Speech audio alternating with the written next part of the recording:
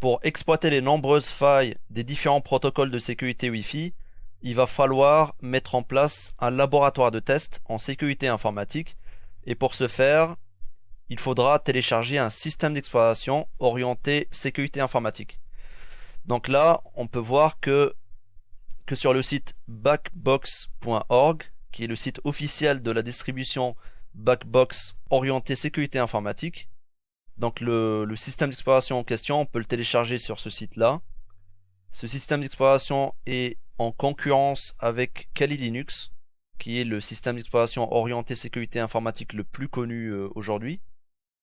Backbox offre beaucoup d'outils, c'est-à-dire qu'il rassemble énormément d'outils, des outils de pentest Wi-Fi, pentest web, des outils basés sur l'ingénierie sociale, etc., etc. Donc tout ça c'est très intéressant.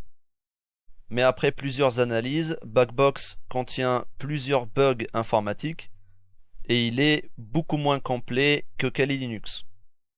On va passer à la deuxième distribution Linux orientée sécurité informatique et il s'agit de Wi-Fi Slacks. Wi-Fi Slacks est une distribution principalement orientée sur le pentest Wi-Fi, c'est-à-dire sur la sécurité informatique concernant la technologie Wi-Fi.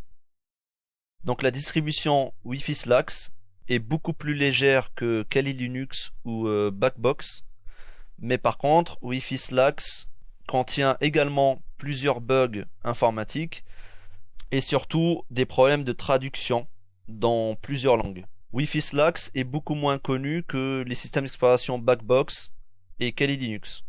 Maintenant, pour le troisième système d'exploitation orienté sécurité informatique, on va s'intéresser à Kali Linux. Pour ça, on va se rendre sur le site officiel de Kali Linux. On se rend sur le site officiel et on va cliquer sur Download Kali Linux. Donc on clique dessus et là on peut voir qu'il y a un petit tableau avec différentes versions de cette distribution. Les versions les plus connues sont la version Kali 64 bits et la version Kali 32 bits.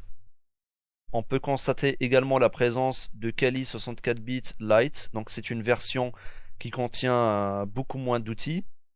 Donc l'installateur pèse 0,8 Go, contrairement à l'installateur de Kali 64 bits ou 32 bits qui pèse entre 2,6 et 2,7 Go.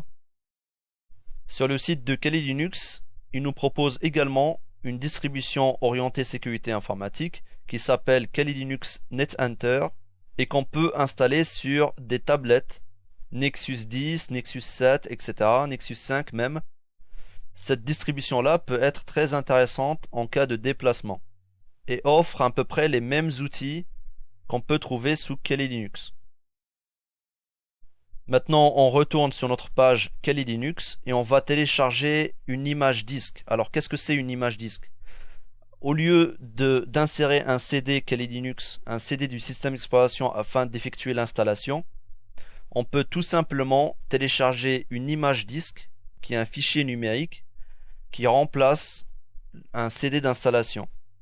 Et à partir de ce fichier qu'on appelle une image disque, qui peut avoir le format .iso, qui peut avoir d'autres formats également, on pourra installer le système d'exploitation sur une machine réelle.